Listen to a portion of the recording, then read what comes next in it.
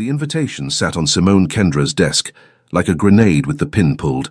Lotus Empire Annual Gala. Black tie. Plus one optional. Her fingers trembled as she read the embossed gold lettering for the third time. 6 months of working as a junior analyst at Lotus Holdings, and she'd perfected the art of invisibility. Head down, work impeccable, presence minimal. That's how someone like her survived in a world that didn't make space for black women who couldn't afford designer everything. The CEO himself had hand-delivered it this morning.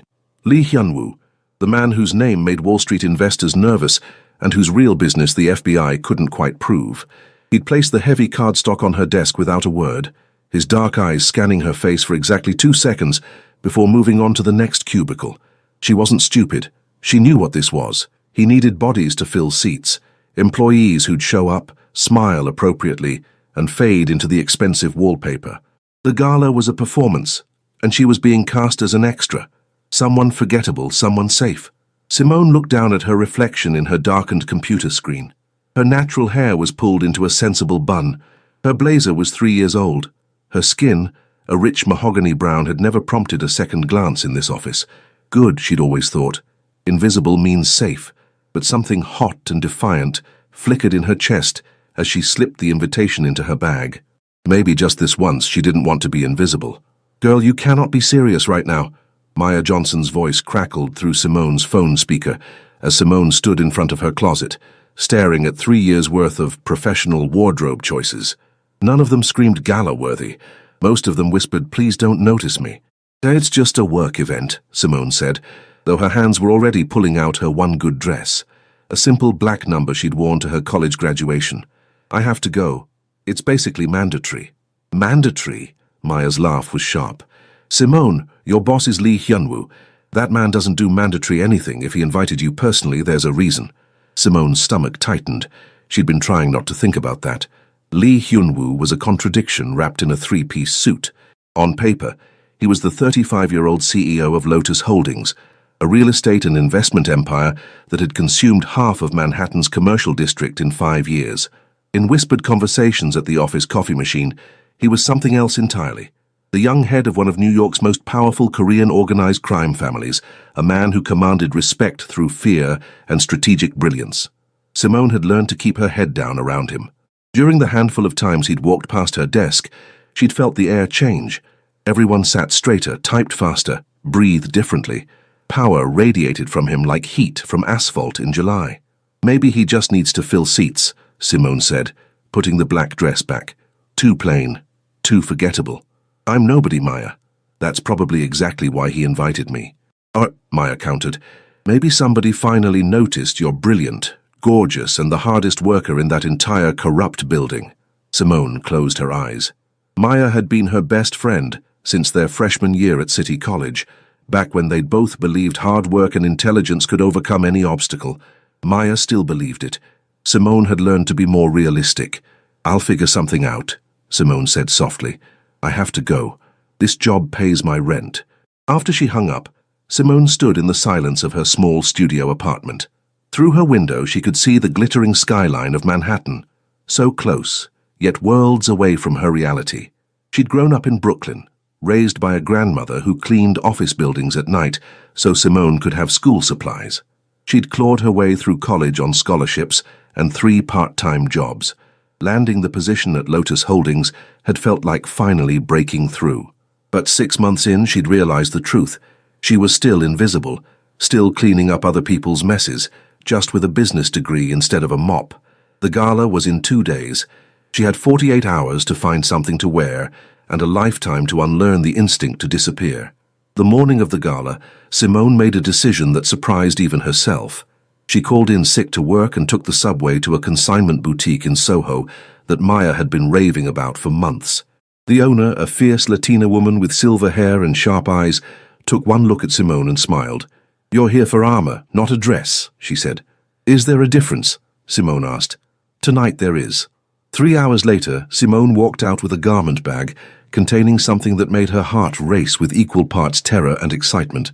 She'd spent more than she should have, money earmarked for utilities, but as she'd stood in front of the boutique mirror, she'd seen something in her reflection she hadn't seen in years. Herself. The Lotus Empire Gala was held at the Azure, one of Manhattan's most exclusive venues. Simone arrived precisely at 8 p.m., her heart hammering against her ribs as she stepped out of a rideshare car that felt criminally out of place among the town cars and limousines. The dress she'd chosen was the color of burgundy wine, with a fitted silhouette that honored every curve of her 5'6" frame. The neckline was elegant but daring, the fabric catching light like liquid. She'd let her natural hair down for the first time in months, a crown of thick textured coils that framed her face and fell past her shoulders. Her makeup was subtle but striking, emphasizing the warm brown of her eyes and the fullness of her lips. Her grandmother's vintage gold earrings caught the light as she climbed the steps. She felt exposed, visible, terrified. Invisible means safe, a voice in her head whispered. But safe means invisible, another voice answered back. The moment Simone walked through the doors of the Azure, the universe shifted. It started with the doorman, whose professional mask slipped for just a second as his eyes widened. Then the coat check attendant, who fumbled with her ticket. By the time she entered the main ballroom, a sprawling space of crystal chandeliers, marble floors, and floor-to-ceiling windows overlooking the city, heads were turning, not just glancing, turning. Men and women alike paused mid-conversation to watch her move through the room. She felt the weight of their attention like a physical thing, pressing against her skin. Her first instinct was to shrink, to find a corner, to become small again. But something stronger kept her spine straight and her chin up. She was done being invisible. Across the ballroom, standing in a circle of men in expensive suits, Lee Hyunwoo felt the shift before he saw the cause. Conversations were dying mid-sentence. His business associate, David Chen, had actually stopped talking, something that never happened. Even Han Woo-jin, his right hand and closest friend, had gone perfectly still beside him. "Boss," Woo-jin said quietly, his voice carrying a note of surprise. "You need to see this." Hyunwoo turned, irritation already forming. He had no patience for distractions tonight. The gala was business, a carefully orchestrated performance where deals were made and power was displayed. Every person in this room had been selected for their utility, their connections, their... His thoughts stopped. She moved through the crowd like she owned not just the room but the entire city beyond its windows. Her skin glowed like polished mahogany under the chandeliers. Her dress clung to curves that should be illegal, and her hair, God, her hair was a work of art, natural and unapologetic and absolutely stunning. But it was her face that made Hyunwoo's breath catch. High cheekbones, full lips, eyes that held intelligence and something else. Defiance, maybe. Strength. She looked like she'd walked off a runway and decided the runway wasn't good enough. "Who is that?" David Chen breathed. Hyunwoo couldn't answer. His mind was racing, trying to place her. She looked familiar, but different, like seeing a stranger wearing someone else's face. Then she turned, scanning the room, and their eyes met across 50 feet of marble and champagne glasses. Recognition hit him like a punch to the chest. Simone Kendra, junior analyst. Third-floor cubicle by the northeast window. The woman he'd personally invited because she was quiet, efficient and, he'd assumed, utterly forgettable. Someone who'd fill a seat and fade into the background, exactly as he'd needed. She didn't look forgettable now. She looked like every man's fantasy and every woman's envy. She looked like someone who could command attention without saying a word. She looked dangerous. Their eyes held for 3 seconds that felt like 3 hours. Hyunwoo watched something flicker across her face. Surprise, recognition, and then something that made his blood heat. Challenge. She didn't look away, didn't drop her gaze like everyone else in his life did. She looked at him like an equal. Then Jinna Park appeared at his elbow, her diamond jewelry catching light as she possessively touched his arm. "Hyunwoo, darling, I was just telling the Matsudas about your expansion in Tokyo." When he looked back, Simone had turned away, accepting a champagne flute from a passing waiter, but the heat in his chest didn't fade. Beside him, Woo-jin murmured, "That's going to be a problem." Hyunwoo didn't answer. He was too busy watching Simone Kendra own a room full of Manhattan's elite without even trying, and wondering what the hell he'd just done by bringing her into his world. Simone had attended exactly 3 formal events in her entire life, and none of them had prepared her for this. The Azure Ballroom was a battlefield disguised as a party. Every conversation was a negotiation. Every smile had teeth behind it. The champagne was probably worth more than her monthly rent, and the people drinking it wielded the kind of power that could destroy lives with a phone call. She'd spent the first 20 minutes cataloguing exits and trying not to hyperventilate. But something strange was happening. People kept approaching her. First it was David Chen, one of the senior executives she'd seen in meetings but never actually spoken to. He'd introduced himself with genuine warmth, asked intelligent questions about her background, and acted like her answers actually mattered. Then came a couple who owned a chain of boutique hotels, who somehow knew she'd graduated with honors from City College. A tech entrepreneur who wanted her opinion on real estate trends in Brooklyn. A fashion designer who asked where she'd gotten her dress and seemed genuinely disappointed it was consignment. Within an hour, Simone had collected 4 business cards and 6 invitations to coffee. "You're the talk of the evening," a smooth voice said behind her. Simone turned to find an elegant woman in her 60s wearing a traditional Korean hanbok updated with modern tailoring. Her silver hair was swept into an intricate updo, and her dark eyes held the kind of intelligence that missed nothing. "Mrs. Lee," Simone said, recognition clicking. She'd seen photos of Lee Hyun-woo's mother in business magazines. "It's an honor." "The honor is mine," Mrs. Lee replied, studying Simone with an intensity that made her feel simultaneously seen and evaluated. "You work for my son, I'm told." "Yes, ma'am. In the analytics department." Mrs. Lee's expression gave nothing away. "Does my son know what an asset he has hidden away in that department?" Before Simone could answer, the energy in the room shifted again. Conversations quieted. Bodies turned. Lee Hyun-woo was moving through the crowd. He wore a black tuxedo that looked like it had been tailored by angels and cost more than a car. His dark hair was styled perfectly, not a strand out of place. But it was the way he moved that captured attention. Predatory grace, absolute confidence, the kind of presence that made everyone else seem like background extras in his personal movie. Simone's mouth went dry. She'd seen him at the office, of course, but there he'd been contained, professional, distant, just another executive in a building full of them. Here, in his element, he was something else entirely. Power incarnate, beautiful and dangerous, like a blade catching light. The small tattoo of Korean characters on the left side of his neck, normally hidden by collar and tie, was partially visible now. The ink was delicate, almost elegant, a contrast to everything else about him that screamed danger. He stopped in front of his mother, his dark eyes sliding to Simone for half a second before focusing on Mrs. Lee. "Iyama," he said softly, his voice carrying that distinctive Korean-American blend, soul in his bones, New York in his consonants. "You're terrorizing my employees." "I'm educating myself," Mrs. Lee corrected. "This is Simone Kendra. She works for you, apparently, though I can't imagine why someone with her presence is buried in analytics." Simone felt her cheeks heat. "Mrs. Lee, She's very good at her job," Hyun-woo interrupted, and for the first time since arriving, Simone heard something in his voice she couldn't quite identify. Tension, maybe, or control slipping. The numbers don't analyze themselves.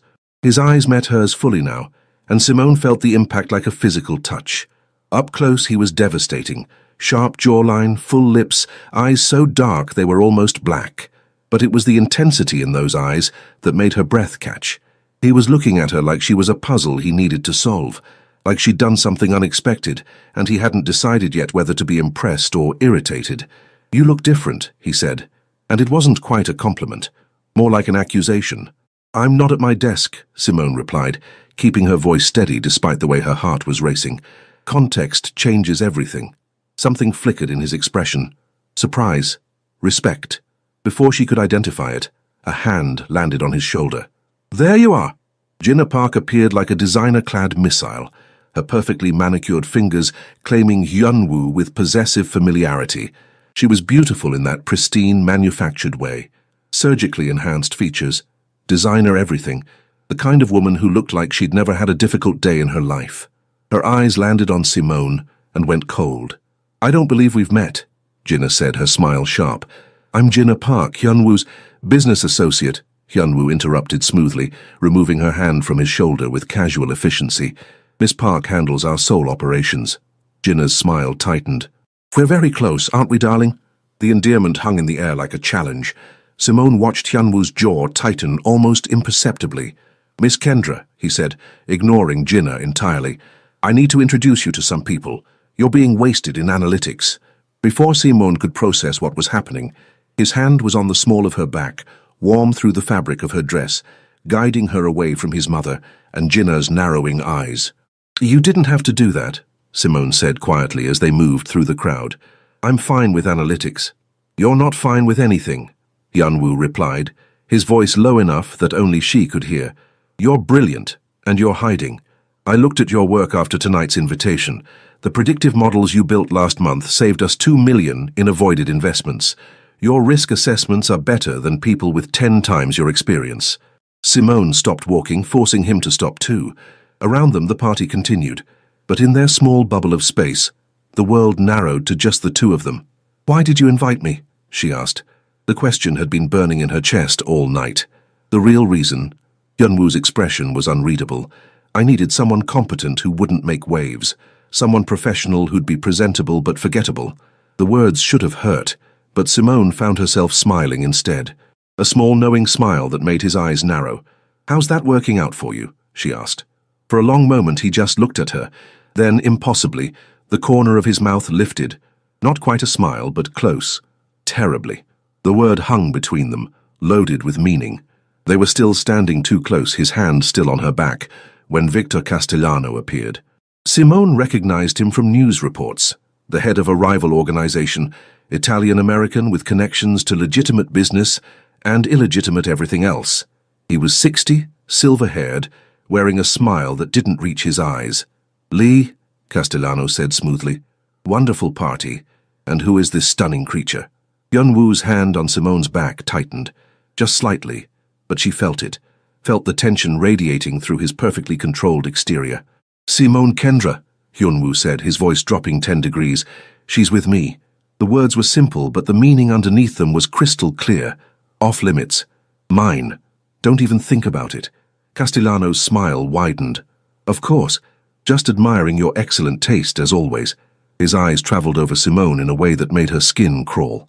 If you ever get tired of working for Lee, Miss Kendra, I always have positions available for talented individuals.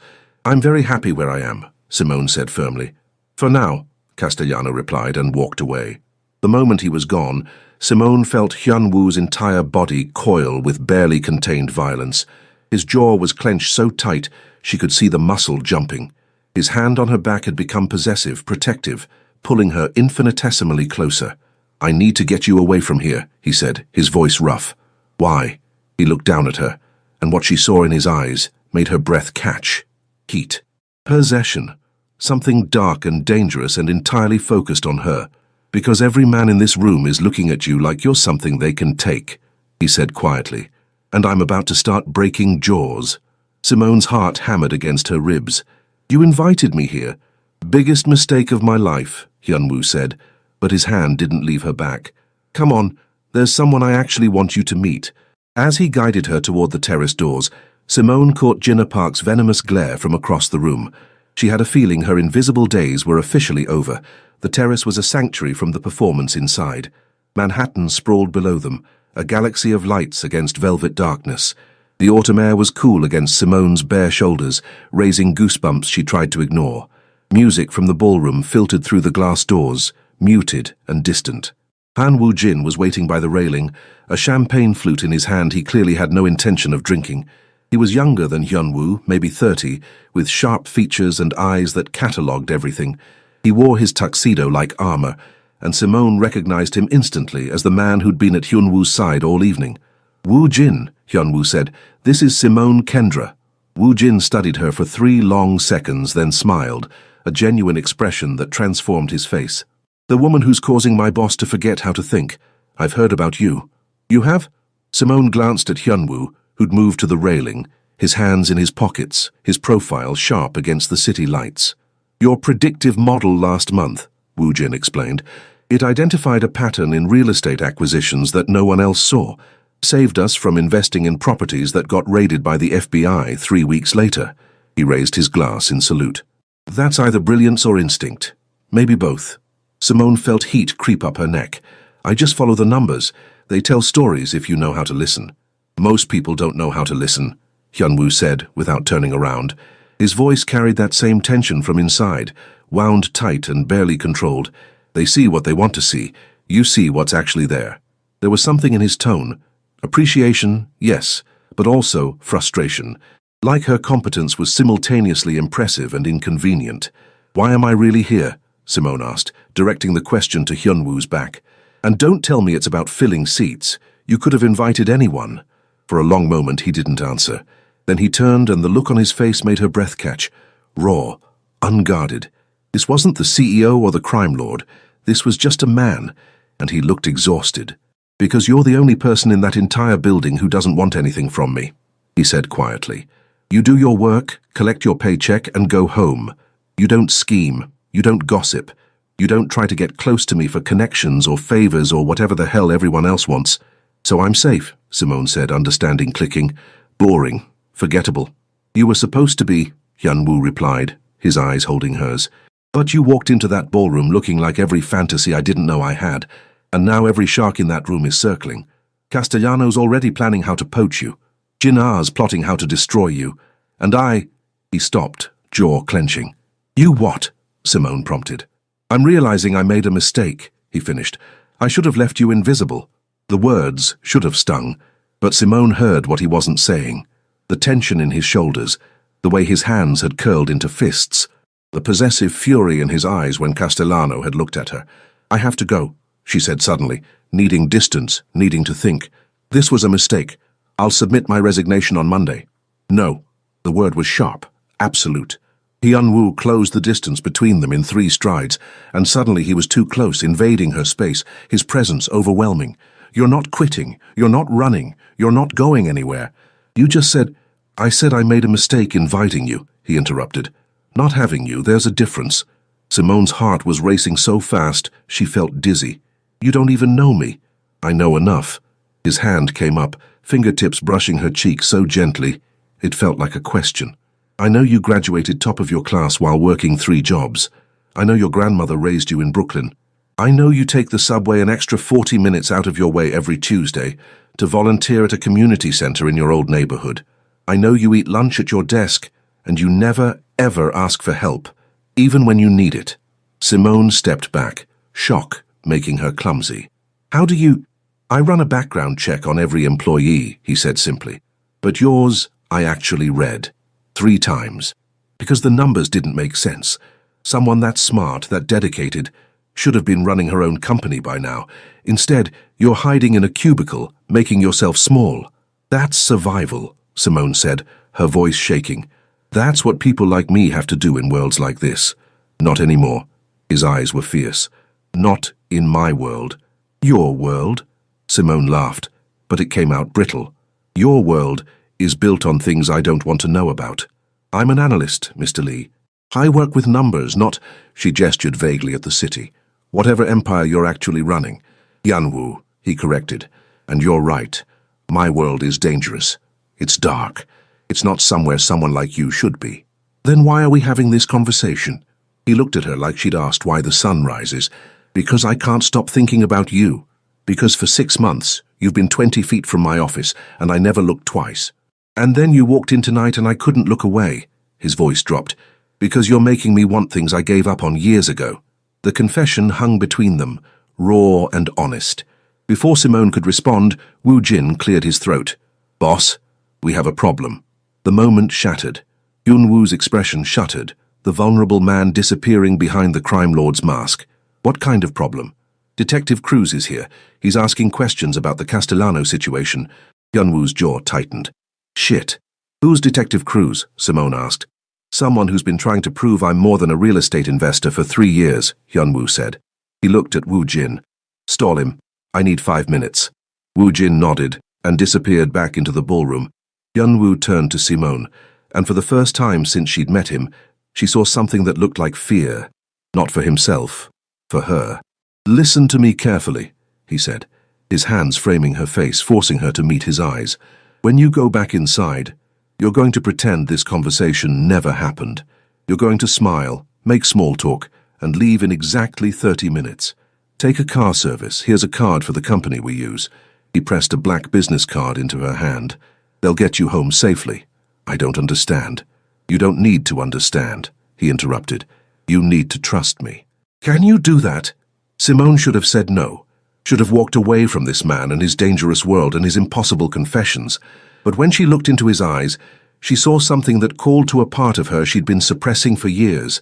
Someone who saw her, really saw her. Not as invisible, not as forgettable, but as someone worth protecting, worth risking things for. 30 minutes, she agreed. Relief flooded his expression. Good. Wu Jin will be watching. If anyone bothers you, find him. And what about you? His thumb brushed her cheekbone, and the gentleness of the gesture contradicted everything she knew about him. I'll be dealing with problems, like I always do. He stepped back, and the loss of his warmth felt like abandonment. But before he could turn away, Simone grabbed his wrist. Hyunwoo, she said, using his first name for the first time. Whatever you're involved in, I don't want to be a liability. I don't want to be someone you have to protect because I'm weak or naive. His smile was sad. You could never be a liability. That's what scares me. He pressed his lips to her forehead, a gesture so tender it made her chest ache, and then he was gone, disappearing back into the ballroom with the controlled grace of a predator returning to the hunt. Simone stood alone on the terrace, her hand pressed to where he'd kissed her, her heart racing with fear and excitement, and something that felt dangerously like hope. 30 minutes, she'd promised. She had a feeling 30 minutes might change everything. Simone made it exactly 12 minutes before everything went to hell. She'd been nursing a champagne flute she had no intention of drinking, making polite conversation with a tech investor who seemed genuinely interested in her thoughts on gentrification's economic impact, when the energy in the room shifted violently. It started with Wu Jin moving fast, too fast for someone at a formal party. His hand went to his ear, pressing an invisible earpiece, his expression darkening. Then security personnel who'd been invisible suddenly weren't, their postures changing from decorative to defensive. Something was very wrong. Simone's instinct screamed at her to leave. Instead, she found herself scanning the room for Hyunwoo. She spotted him near the entrance, deep in conversation with Detective Cruz, a sharp-featured Latino man in his 40s, wearing an off-the-rack suit that screamed law enforcement. Their body language was hostile. Professional, but hostile. Then Jinnah appeared at Simone's elbow, her smile poisonous. "Enjoying yourself?" Jinnah asked, her tone suggesting she hoped the answer was no. "I have to say, you've made quite the impression tonight." Hyunwoo barely looked at anyone else. "I'm just here for work," Simone replied carefully. "Of course you are." Jinnah's laugh was acid. "Just like I'm here for the champagne. We both know that's a lie, darling. The question is, do you actually think you have a chance with him?" Simone should have walked away, should have followed Hyunwoo's instructions to stay invisible.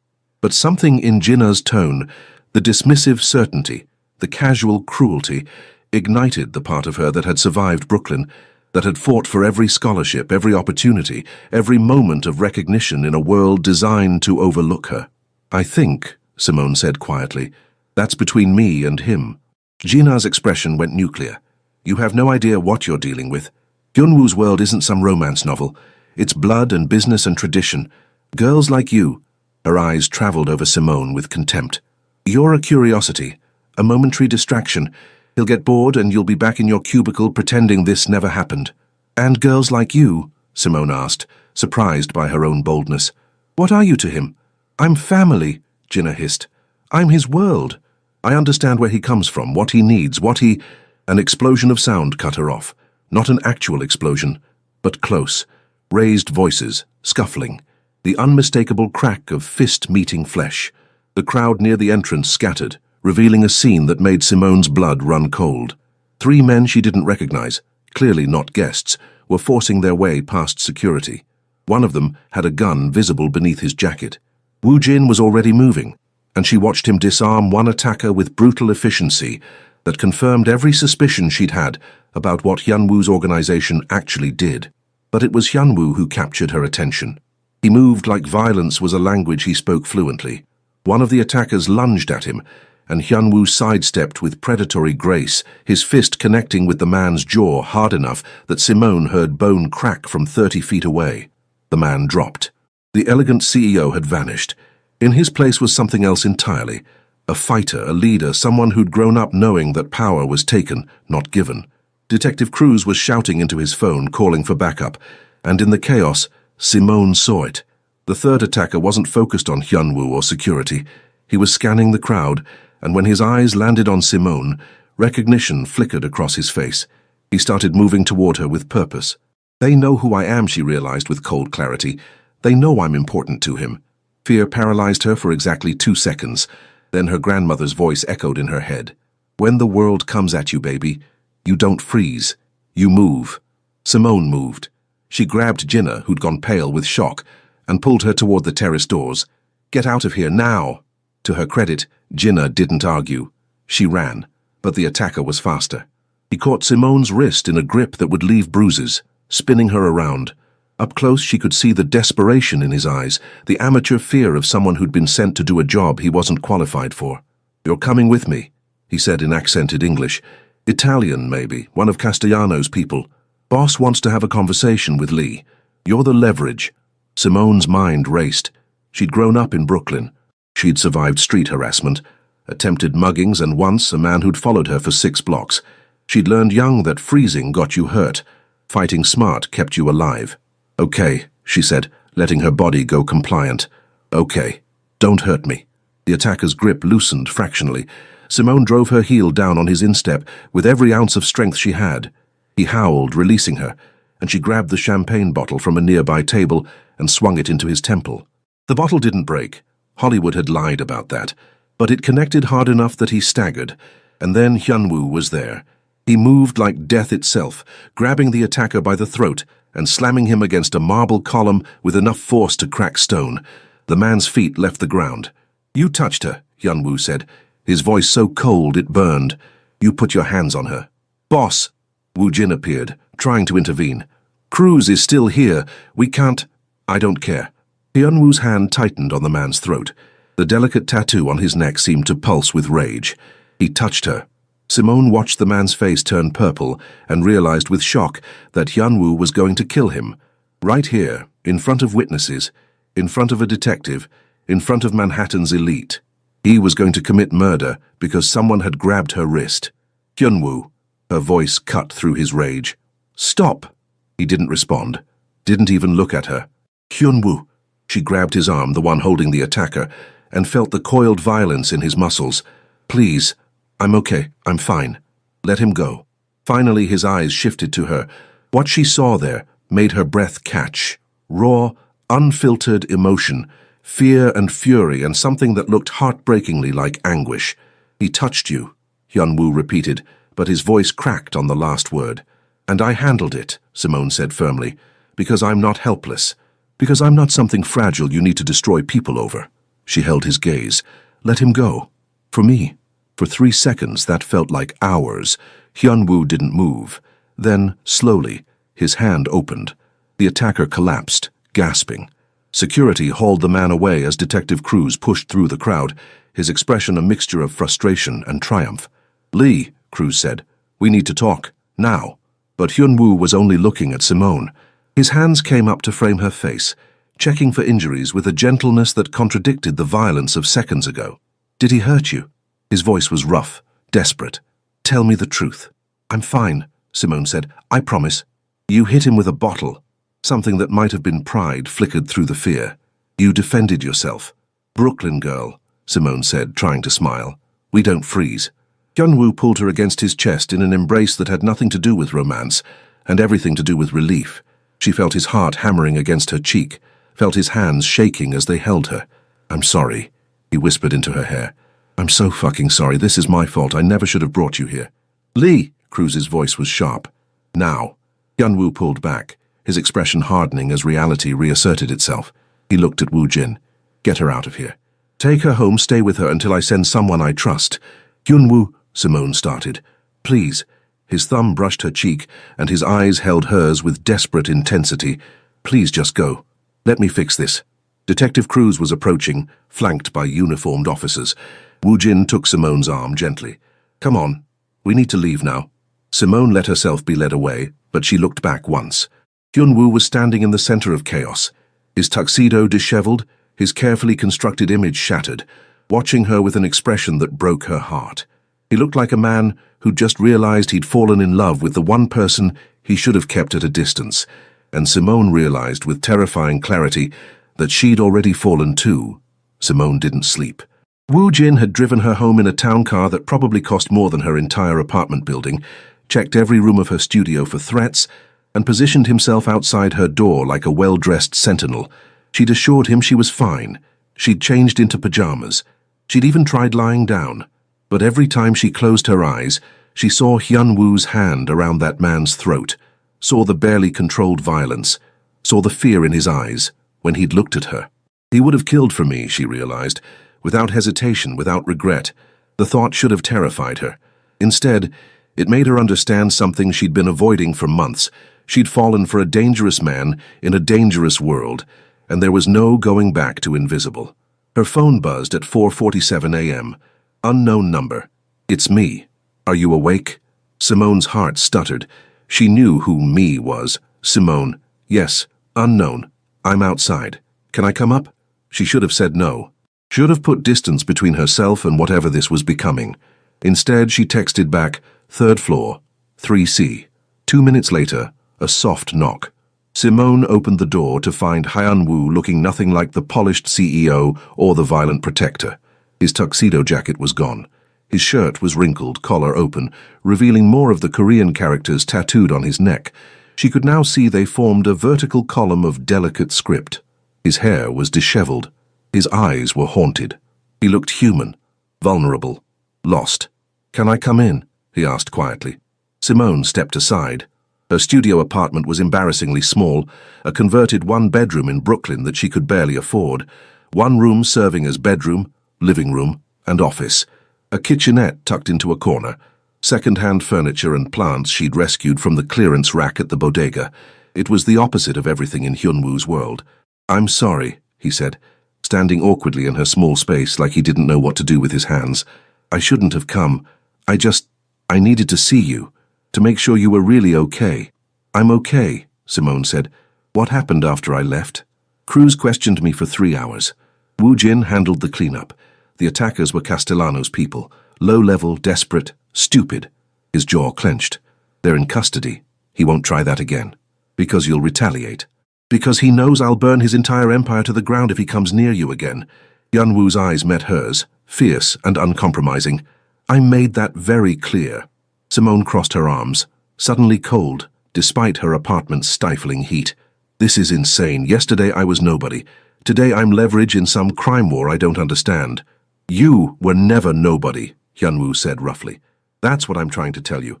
You were always someone. I just didn't let myself see it. Why not? Because... He stopped, struggling. Because my world doesn't have space for people I care about. Everyone I've ever loved has either betrayed me, left me, or become a target. My father was killed by a rival when I was 19. My brother chose to disappear rather than inherit this life. My mother... His voice cracked. My mother stays in this world because she has no choice, because family honor demands it. But I see what it costs her every day. Simone's heart ached. So you kept me at a distance. I kept everyone at a distance, he corrected. Gina thinks we have something. We don't. We never did. She's useful because she understands the world I live in, because she wants power more than connection. But you... He took a step closer. You're everything I can't have. Everything I shouldn't want. Everything that makes me wish I could be someone different. I don't want you to be different, Simone said, the truth surprising her even as she spoke it. I saw what you did tonight. I saw the violence, the control, the darkness, and it should terrify me. She moved closer to him. But all I could think was, he did that for me. He lost control for me. He would have killed for me. I would, Hyun-woo said simply, without hesitation. I know. Simone reached up, her hand touching his face, feeling the tension in his jaw. That's what makes this so dangerous, because I think I'd do the same for you. His hand covered hers, pressing it against his cheek like it was something precious. You deserve better than this. Better than me. Maybe, Simone agreed, but I spent my whole life being what people expected. Being small, being invisible, being safe. And tonight, for the first time, I felt seen, really seen, by the most dangerous man in the room. She smiled sadly. I think I'm done being invisible. It's not safe. Nothing about you is safe, Simone interrupted. But maybe I don't want safe anymore. Maybe I want real. Hyun-woo looked at her like she'd offered him salvation and damnation in the same breath. Then, slowly, carefully, he pulled her against him. Not with passion or heat, but with desperate relief, like she was the only solid thing in a world that wouldn't stop shifting. I don't know how to do this, he confessed into her hair. I don't know how to have something good without destroying it. Then we'll figure it out together, Simone said. But you have to promise me something. Anything. No more secrets. If I'm in this world with you, I need to know what I'm dealing with. I need truth, not protection. Hyunwoo pulled back to look at her, something like awe in his expression. You're remarkable. You know that? I'm a Brooklyn girl who's tired of being underestimated, Simone corrected. There's a difference. This time, when he smiled, it was genuine. The first real smile she'd ever seen from him. It transformed his face, made him look younger, less burdened. My name is Lee Hyunwoo, he said formally, like they were meeting for the first time. I'm the head of a Korean-American crime organization that my grandfather founded 60 years ago. We deal in real estate, investments, and things I'm not proud of but won't apologize for. I have enemies, responsibilities, and a life expectancy that probably ends violently. He took her hand. And I think I'm falling in love with my junior analyst who hit a made man with a champagne bottle and somehow made me believe in second chances. Simone's eyes burned with unexpected tears. My name is Simone Kendra. I'm a data analyst from Brooklyn who's brilliant at reading patterns and terrible at following safe advice. I have student loans, a rescue plant addiction, and a grandmother who taught me that being underestimated is its own kind of power. She squeezed his hand. And I think I'm falling for a crime lord who looked at me like I was worth burning the world for. Not the world, Hyunwoo corrected, pulling her close again. Just everyone in it. This time, when he kissed her, it wasn't gentle or tentative. It was claiming and desperate and full of promises they'd have to figure out how to keep. Simone kissed him back with equal intensity, her hands fisting in his shirt, her body pressed against his, like she could anchor them both to this moment. When they finally broke apart, both breathing hard, the sky outside her window was starting to lighten with dawn. I have to go, Hyunwoo said reluctantly. Crews will be watching me. I need to handle the Castellano situation before it escalates. Will you be safe? The question felt inadequate for what she was actually asking. Will you come back? He seemed to understand. His hand cupped her face, his thumb brushing her cheek. I've survived 35 years in this world by being smart and ruthless, but now I have something I never had before. What's that? A reason to be careful, he said simply. You. After he left, Simone stood at her window, watching the city wake up. Her phone buzzed. Hyunwoo. Thank you, Simone. For what? Hyunwoo. For seeing me. For not running. For hitting that asshole with a bottle. Simone. Brooklyn girls don't run. We fight. Hyunwoo. That's what I'm counting on. Simone smiled, her reflection in the window showing a woman who looked nothing like the invisible analyst from yesterday. She looked powerful. Seen. Alive. Her phone buzzed again. Maya. Girl. I'm seeing news reports about a fight at some gala. Are you okay? Simone. I'm perfect. And Maya? I think I just changed my entire life. Maya. Call me right now. Simone laughed and pressed dial. She had a feeling this was going to be a very long conversation. But for the first time in years, she didn't mind. Being invisible had been safe. Being seen was going to be extraordinary. 6 months later, Simone Kendra stood in the executive suite on the 42nd floor of Lotus Holdings, looking out at Manhattan spread below her like a promise. The office was hers now, Director of Strategic Analysis, a title that came with respect, resources, and a salary that had made her grandmother cry with joy. She'd earned it. Every grueling presentation, every late-night analysis session, every meeting where she'd proven her worth beyond question. But the best part? She'd done it with her eyes wide open. She knew exactly what Lotus Holdings was, knew about the money laundering fronts, the protection networks, the delicate balance Hyunwoo maintained between legitimate business and organized crime. She'd chosen to stay anyway, chosen to use her skills to help him build something that could eventually transition fully legitimate. It was a long game, maybe impossible. But for the first time in her life, Simone believed in impossible things. Working late again, Hyunwoo's voice came from the doorway. She turned to find him leaning against the frame, his suit jacket off, his tie loosened, his hair slightly mussed from running his hands through it. A habit she'd learned meant he was stressed. Castellano meeting ran long, she asked. Detective Cruz crashed it, Hyunwoo said, walking over to wrap his arms around her from behind. He's like a particularly annoying mosquito. Can't seem to kill him. Can't ignore him. Simone laughed, leaning back against his chest. 6 months, and her heart still raced when he touched her. 6 months, and she still couldn't quite believe this was her life. Your mother invited me to dinner on Sunday, she mentioned. I know. She likes you better than she likes me. His lips brushed her temple. She says you're good for my soul, whatever that means. It means I make you smile, Simone said, turning in his arms. Something you apparently didn't do enough before. I had nothing to smile about before, Hyunwoo said simply. Then he kissed her, soft and sweet and full of a future they were building together, one dangerous, impossible day at a time. Outside the windows, the city glittered. Inside, two people who'd found each other against every odd held on tight. Being invisible had been survival.